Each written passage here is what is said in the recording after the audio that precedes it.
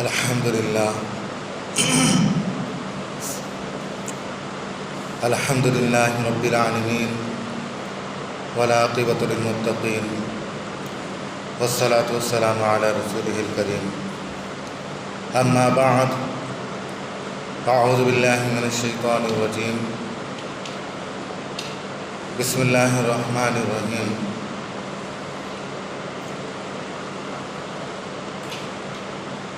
وَعَلَّمَكَ مَا لَمْ تَكُنْ تَعْلَمُ وَكَانَ فَضْلُ اللَّهِ عَلَيْكَ عَظِيمًا صدق اللہ العظیم وصدق رسولہ النبی الکریم۔ السلام علیکم ورحمۃ اللہ وبرکاتہ۔ سب سے پہلے آقا نامدار احمد مجتبیٰ حضرت محمد مصطفیٰ صلی اللہ علیہ وسلم کی بارگاہ اقدس میں حدیث درود شریف پیش کیجیے۔ بڑی اللہم صلی علی سیدنا محمد وعلی سیدنا محمد مبارک وسلم۔ الصلاۃ والسلام علیک یا رسول اللہ، الصلاۃ والسلام علیک یا حبیب اللہ۔ معزز سامعین کرام، جو میں نے آیت کریمہ کی تلاوت کی، اللہ رب العزت ارشاد فرماتا ہے وَعَلَّمَكَ مَا لَمْ تَكُنْ تَعْلَمُ۔ اے محبوب صلی اللہ علیہ وسلم، ہم نے آپ کو سکھایا جو آپ نہ جانتے تھے۔ وَكَانَ فَضْلُ اللَّهِ عَلَيْكَ عَظِيمًا، اور آپ پر اللہ کا فضل عظیم ہے۔ اللہ رب العزت کا حضور صلی اللہ علیہ وسلم پر اتنا بڑا فضل عظیم ہے کہ آپ کو علم عطا فرمایا، اور علم عطا فرمانے والے پیارے نبی صلی اللہ علیہ وسلم کو صرف اللہ ہی ہے۔ اللہ کے سوا کسی نے پیارے نبی صلی اللہ علیہ وسلم کو نہیں پڑھایا۔ پڑھانے والی ذات اللہ رب العزت ہے۔ حضور صلی اللہ علیہ وسلم کو جب نبوت ملی، جب قرآن نازل ہوا، جب آپ کوئی زبان نہیں جانتے تھے، کسی بھی قسم کی زبان نہیں جانتے، کسی سے سیکھی بھی نہیں، لیکن جب سیکھا تو ڈائریکٹ اللہ رب العزت سے سیکھا۔ اللہ رب العزت نے آپ کو تعلیم دی۔ حقیقتاً اللہ رب العزت آپ کا استاد ہے، اور حضور صلی اللہ علیہ وسلم آپ کی شاگرد ہیں، اور پڑھائی جانے والی کتاب قرآن مجید ہے۔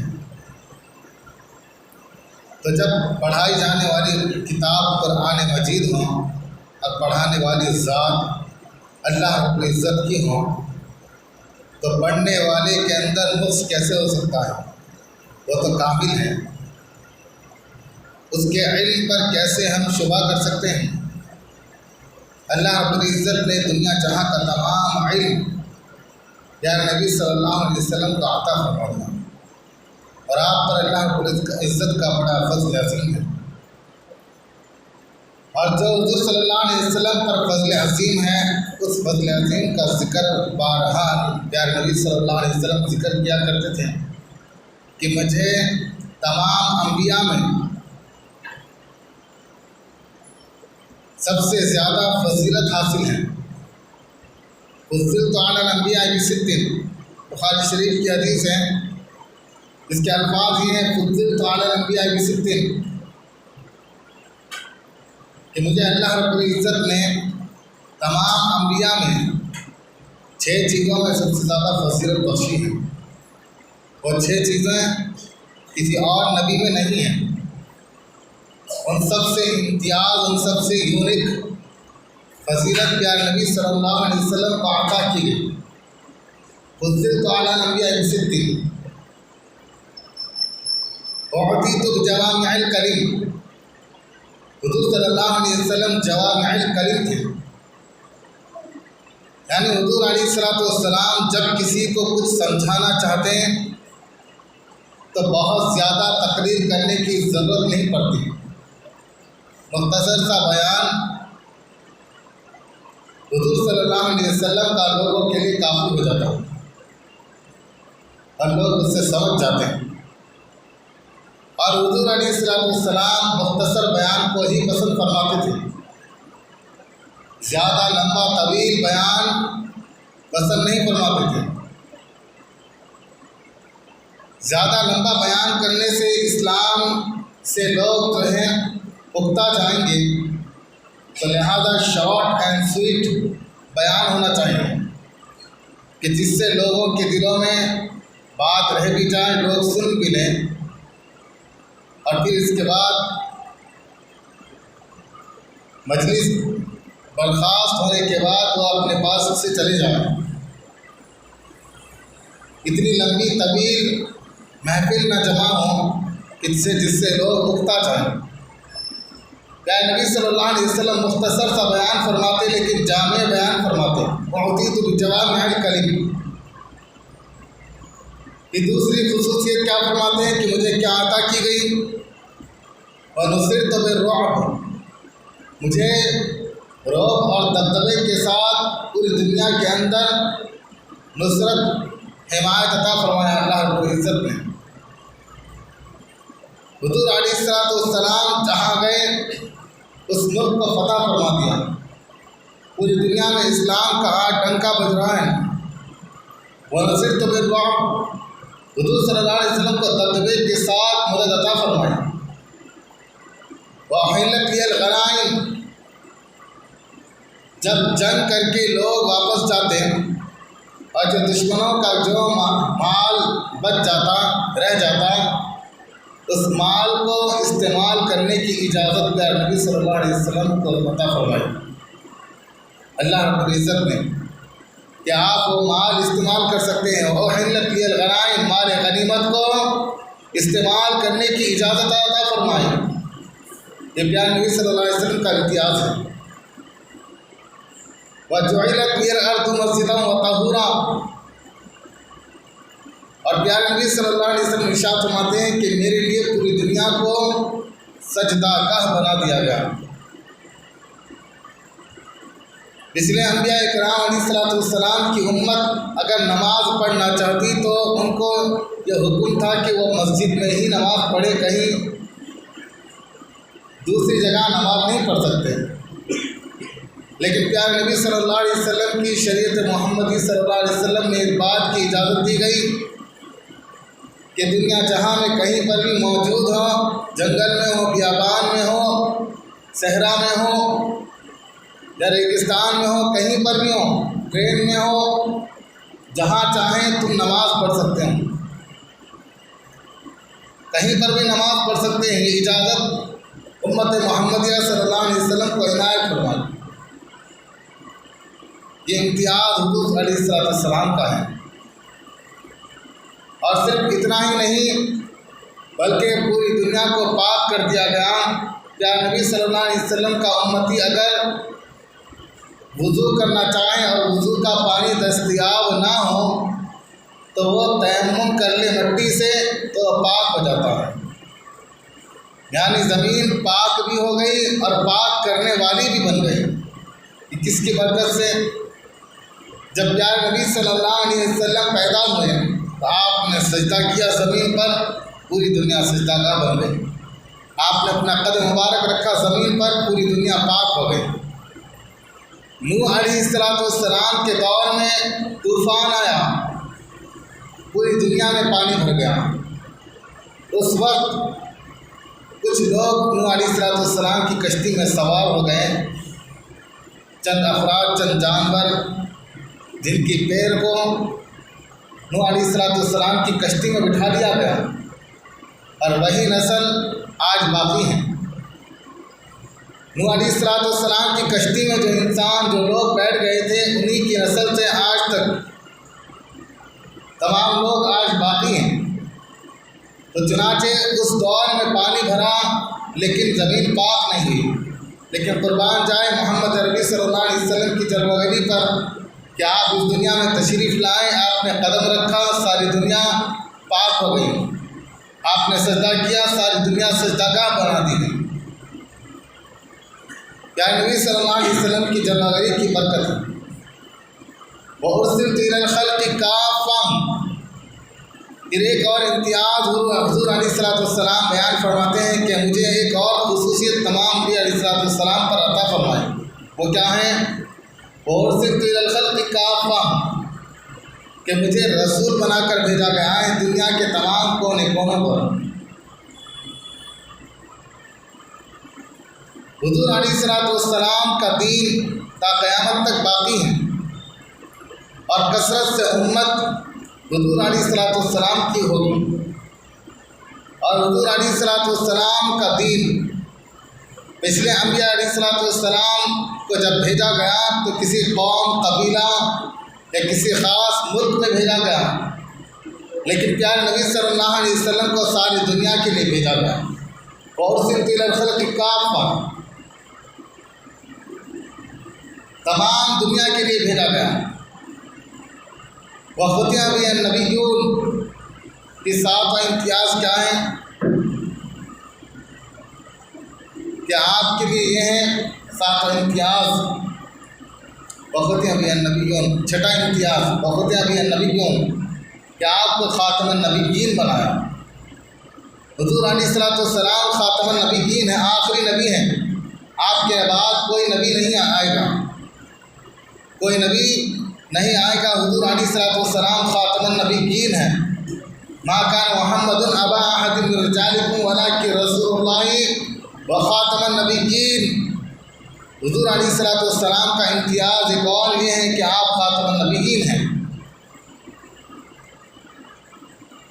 حضور علیہ السلام کے بے شمار امتیازات آپ کے سامنے پیش کیے گئے۔ تمام نبی کے اندر تو الگ الگ خصوصیات ہیں، لیکن حضور علیہ السلام کو جو امتیازات دیے گئے، جو خصوصیات دیے گئے، وہ تمام نبیوں سے زیادہ آپ کو خصوصیات عطا فرمائے گئے۔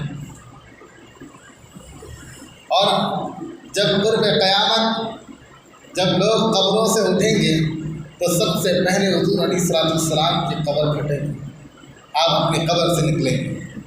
وَأَوَّلُ مَنْ يَنشَقُّ عَنْهُ الْقَبْرُ، پھر فرمایا حضور علیہ السلام وَأَنَا أَوَّلُ الشَّافِعِ وَأَوَّلُ الشَّفَّاعِ، سب سے پہلے میں لوگوں کی شفاعت کروں گا۔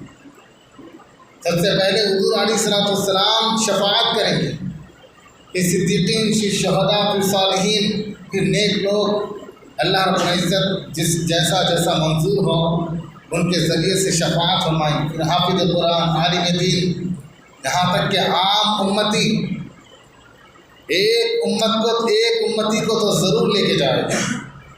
ایک عام امتی اپنے جاننے والے، اپنے پہچاننے والے، اپنے چاہنے والے کو ایک کو تو ضرور لے کر جائے گا۔ اللہ رب العزت کی بارگاہ میں عرض و معروض کرے گا، شفاعت کا اس کو مستحق ٹھہرایا جائے گا کہ وہ شفاعت کرے، لیکن سب سے پہلے شفاعت کرنے والے حضور علیہ السلام کی ذات بابرکت ہے۔ حضور علیہ السلام کی جلوہ گری، آپ کا پیدا ہونا ہمارے لیے باعث رحمت اور ہمارے لیے باعث برکت ہے۔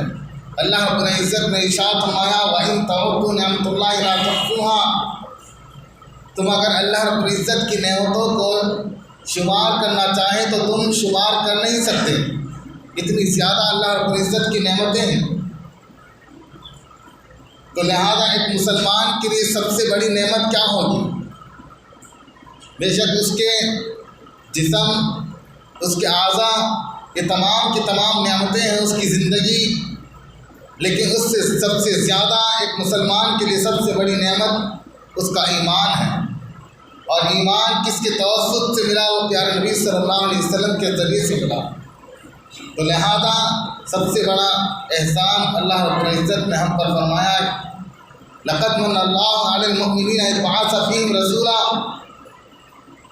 کہ ہم نے تم پر، مؤمنین پر سب سے بڑا احسان یہ کیا کہ تم پر ہم نے رسول کو بھیجا، رسول کو بھیج کر سب سے بڑا احسان کیا۔ قُلْ بِفَضْلِ اللَّهِ بِرَحْمَتِهِ فَبِذَلِكَ فَلْيَفْرَحُوا هُوَ خَيْرٌ مِّمَّا يَجْمَعُونَ۔ اللہ رب العزت نے ارشاد فرمایا کہ تم کو جو اللہ رب العزت کی طرف سے فضل عطا کیا گیا اس پر تم خوش ہو۔ قُلْ بِفَضْلِ اللَّهِ بِرَحْمَتِهِ فَبِذَلِكَ فَلْيَفْرَحُوا، تو ہم کو اللہ رب العزت نے سب سے افضل ترین فضل کیا عطا فرمایا۔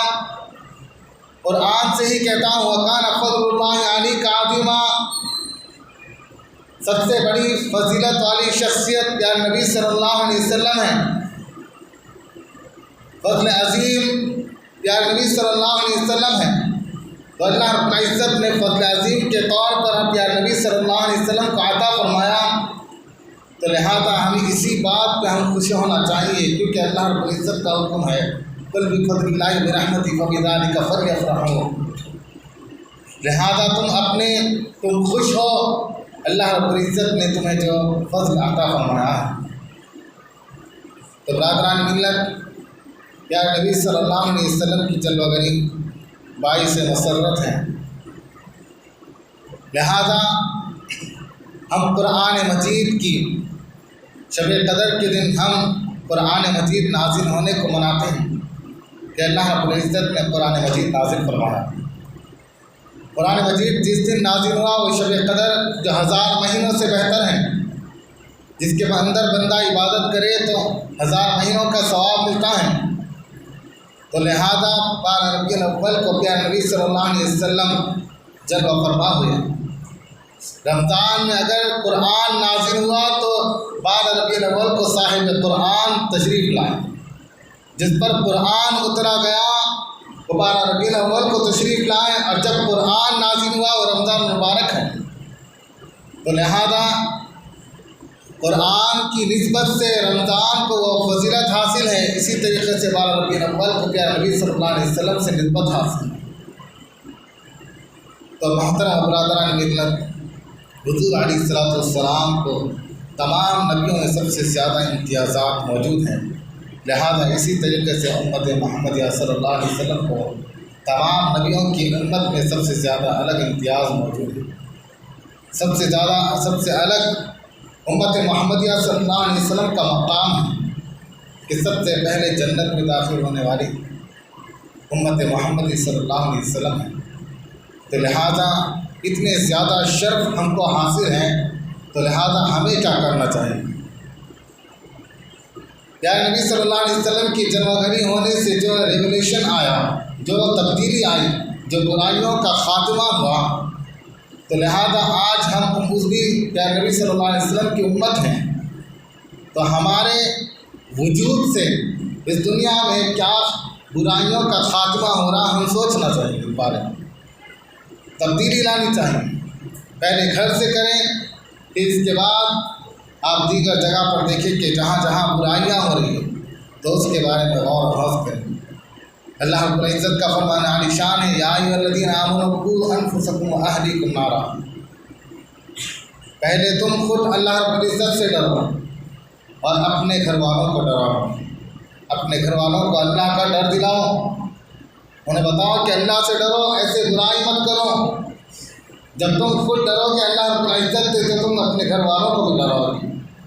تو لہٰذا آج برائیاں بے شمار آج سر چڑھ کر بول رہی ہیں، ہر قسم کی برائیاں، ہر قسم کی بے حیائیاں۔ تو لہٰذا ہمیں چاہیے کہ ہم نیک وکار بنیں، کل کو محمد عربی صلی اللہ علیہ وسلم کی بارگاہ میں حاضر ہونا ہے، کل کو اللہ رب العزت کی بارگاہ میں حاضر ہونا ہے۔ تو لہٰذا ہمیں چاہیے کہ ہم نیک بنیں، نیکی کا راستہ اختیار کریں۔ برائی کا راستہ اختیار کرنا آسان ہے، لیکن نیکی کا راستہ اختیار کرنا مشکل ہے۔ جیسے چڑھاؤ پہ چڑھا جاتا ہے تو نیکی کے راستے پہ چڑھنا اتنا مشکل ہے جیسے چڑھاؤ پہ چڑھا جاتا ہے، اور برائی کا راستہ ہمارے لیے اتنا آسان کر دیا جاتا ہے جیسے ہم اتار سے اتر رہے ہیں۔ تو دعا ہے باری تعالیٰ قرآن حدیث سے عمل کرنے کی توفیق عطا فرمائے، سنت نبی کو چلنے کی توفیق عطا فرمائے، برحمتک یا